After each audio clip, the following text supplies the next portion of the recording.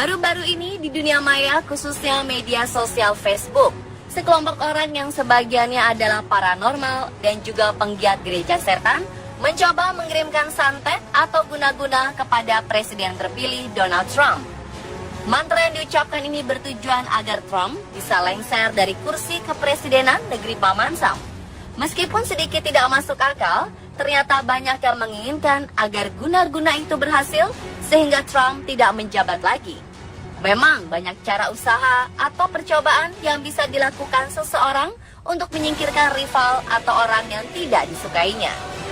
Seorang pemimpin politik atau pemimpin negara bisa saja dilengserkan dari kekuasaannya dengan cara dikudeta, dikriminalisasi, atau yang lebih jahatnya adalah dengan menghilangkan nyawanya. Telah banyak contoh kasus pembunuhan dan percobaan pembunuhan yang dilakukan kepada pemimpin negara. Pemirsa, inilah kasus percobaan pembunuhan pemimpin negara versi on the spot.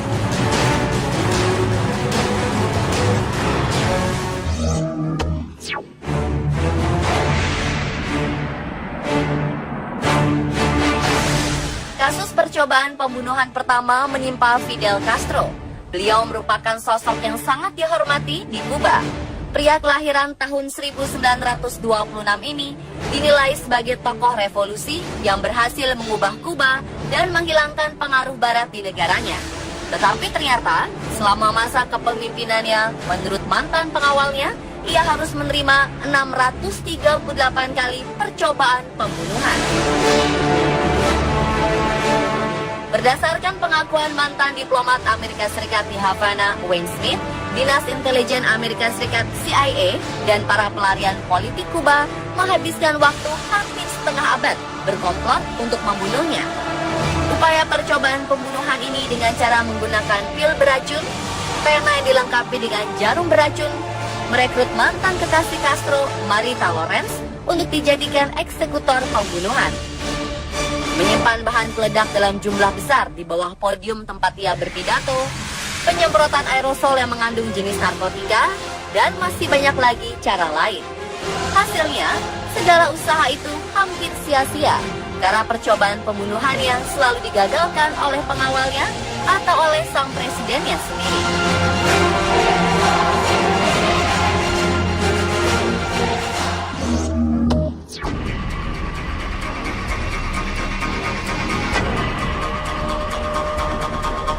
Vladimir Ilyich Ulyanov, atau lebih dikenal dengan nama Lenin, adalah seorang revolusioner komunis Rusia, pemimpin partai Bolshevik, dan juga pernah menjadi Perdana Menteri Uni Soviet.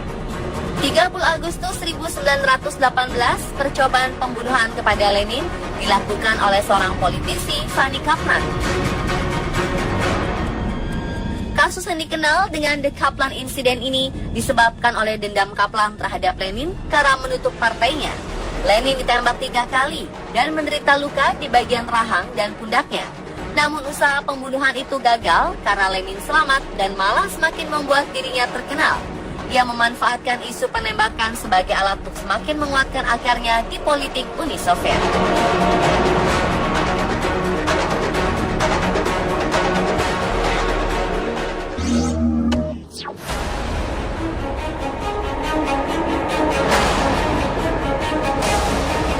Pemirsa, tokoh Jerman sekaligus pemimpin Nazi Adolf Hitler terkenal karena menyebabkan terjadinya Perang Dunia Kedua. Melihat kiprahnya, tentu saja ia adalah target yang harus dihilangkan oleh pihak musuh. Dikabarkan, Hitler nyaris kehilangan nyawanya akibat 42 usaha pembunuhan terhadap dirinya. Ada satu usaha pembunuhan yang begitu terkenal, bahkan pernah diangkat sebagai kisah film yang diperankan oleh Tom Cruise. Operasi bernama Valkyrie ini dilakukan oleh pihak militer sendiri yang ingin Perang Dunia Kedua segera berakhir. Percobaan pembunuhan pada 20 Juli 1944 itu dilakukan dengan cara meletakkan sebuah tas berisi bahan peledak dan diposisikan sedemikian rupa agar berada di dekat Hitler ketika ia menghadiri pertemuan. Namun usaha itu gagal ketika posisi tas tersebut ternyata diletakkan di dekat Jenderal Heinz Brandt yang tewas akibat ledakan tersebut. Hitler sendiri selamat dengan hanya luka di bagian telinganya. Sedangkan para perencana usaha pembunuhan, yaitu Kolonel Stauffenberg beserta kawan, dieksekusi mati oleh tentara Nazi.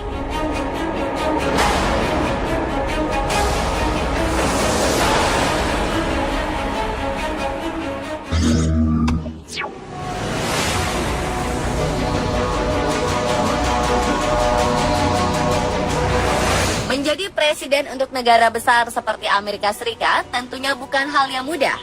Ia bisa saja menjadi target pembunuhan dari berbagai pihak yang tidak menyukai kebijakannya, seperti Abraham Lincoln dan John F. Kennedy.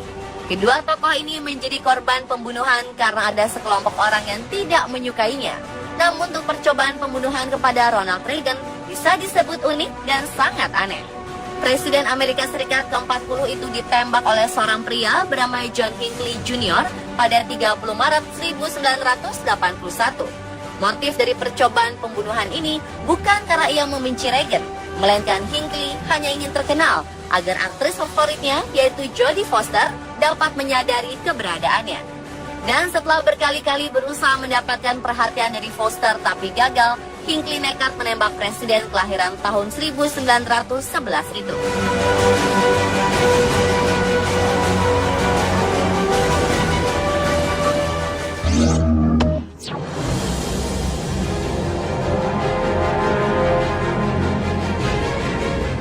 Belum lama ini, tepatnya Agustus 2016 silam, pria bersenjata berupaya membunuh Kanselir Jerman Angela Merkel saat berada di kota Praha, Republik Ceko.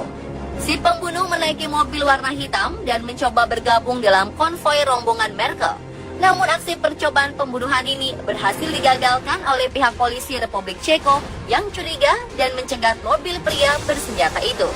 Pria yang tak disebutkan namanya itu langsung ditahan oleh pihak berwajib. Menurut laporan, ternyata Merkel sudah diintai sejak dalam perjalanan dari bandara menuju kota Praha.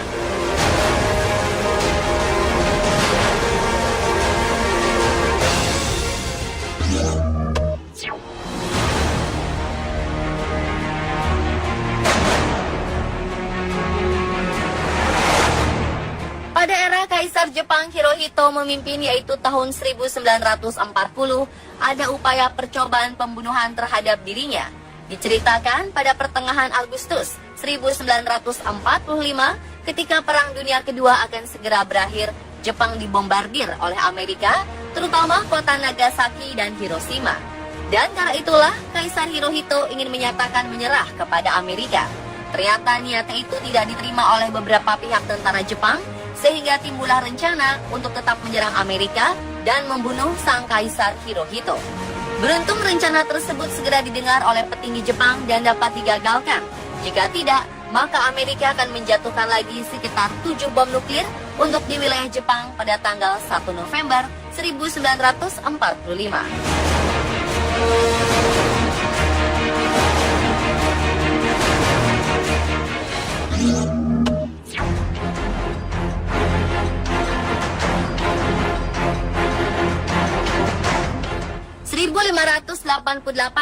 Inggris adalah negara yang miskin, sedangkan negara yang menyandang gelar adik kuasa di dataran Eropa pada masa itu adalah Spanyol.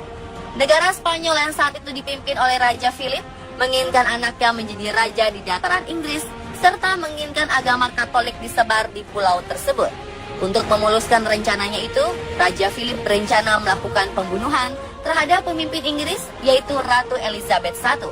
Spanyol mulai mengirimkan armada perangnya ke Inggris untuk membunuh sang ratu, lalu mengambil alih kerajaannya. Namun nasib tak dapat diubah. Pelayaran pasukan Spanyol harus berakhir di tengah lautan karena terampas badai dan cuaca buruk yang membuat seluruh awak dan pasukan tersebut tenggelam sebelum menyentuh daratan Inggris. Mungkin jika rencana pembunuhan Ratu Elizabeth I itu berhasil dilakukan, bisa saja negara bernama United Kingdom dan revolusi Amerika tidak akan terjadi.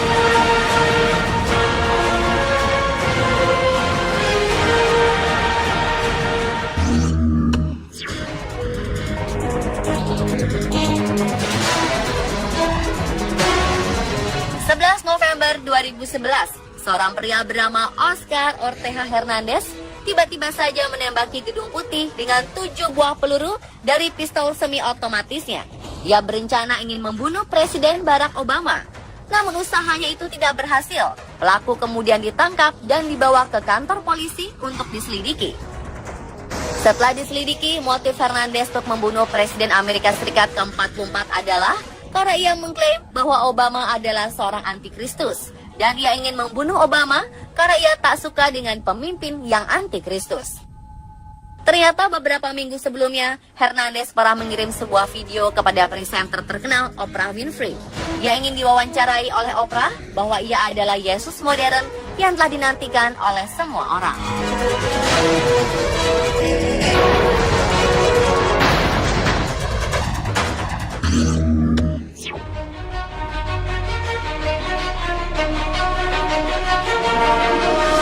Yang terakhir adalah Insinyur Soekarno.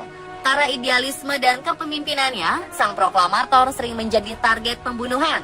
Soekarno memastikan ada berapa kali percobaan pembunuhan terhadap Presiden Soekarno. Sang putri, Megawati Soekarno Putri, pernah menyebut angka 23 kali. Sedangkan mantan pengawal pribadinya, Sudarto dan Subroto, hanya mampu mengingat 7 kali upaya percobaan pembunuhan. Berbagai cara dilakukan pihak musuh untuk membunuh Soekarno, mulai ditembak oleh pistol dari jarak dekat, ditembak peluru mortar, ditembaki pesawat MiG-17 yang dipiloti Daniel Maukar, dihujani granat dan bom dari pesawat tempur, hingga dikepung kelompok anggota DITII. Dan kesemua usahanya itu selalu kandas, Bung Karno tetap selamat. Menghadapi percobaan pembunuhan terhadap dirinya, ternyata pria kelahiran 6 Juni 1901 ini tidak menjadi takut dan gentar. Ia selalu mengatakan bahwa mati hidup adalah kehendak Tuhan. Dan itulah pemirsa kasus percobaan pembunuhan pemimpin negara versi On The Spot.